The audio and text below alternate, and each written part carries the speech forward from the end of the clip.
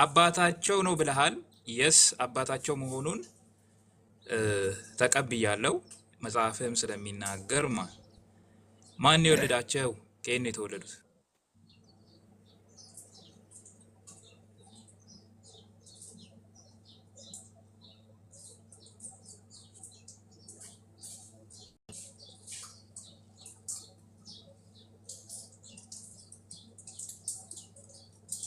አብዲ እንዴት እንደወለዳቸውም አወላለዱንም ጭምር ተነግረናለህ ካልካድከው ማለት ነው።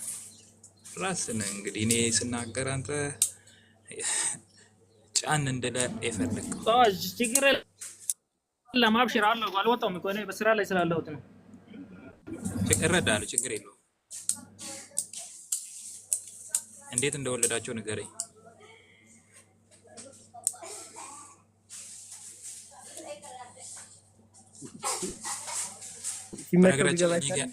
እኔ ጋር ያለውን እውቀት ልንገራችሁና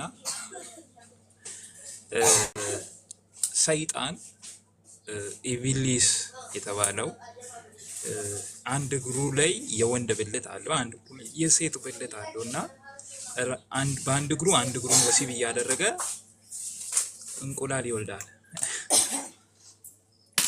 ከዛ ይፈለፍላቸዋል ማለት ነው። ይፈለፍላል ምኖችን ጂኒዎችን ማለት ነው።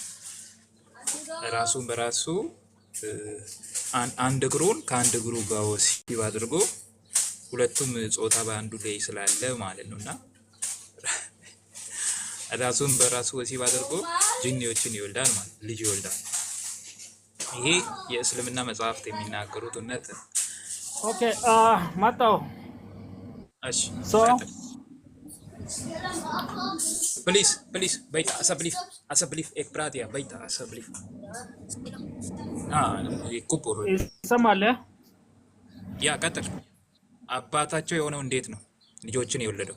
ኖ ዋናው ነገር እኮ እነሱም ከወጡት እኮ ከሰይጣን ነው፣ ከኢብሊስ ዝርያ ነው የወጡት። እንዴት ነው የወጡት? እንዴት ነው የወጡት?